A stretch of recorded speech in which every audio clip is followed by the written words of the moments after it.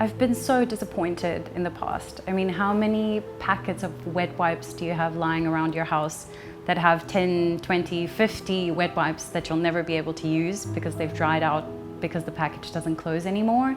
That doesn't happen with these. The amazing thing is they come in 3 different sizes. So there's a smaller canister of 160 wipes, which I carry in my car all the time.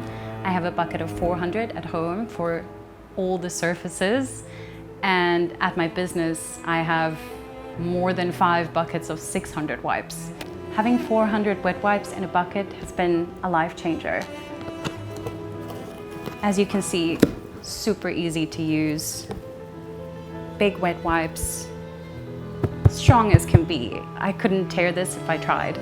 These are perfect for so many surfaces. I use it for my countertops. I carry the smaller canister with me for strange door handles, for elevator buttons. This is perfect for pretty much any surface you can think of. It never seems to run out. Buckets of 400, buckets of 600, and the last wipe does exactly what the first wipe does. They're so thick, they absorb the disinfectant liquid. They're effective and powerful, and everyone needs a bucket in their home. I can't live without them, and everyone should have them.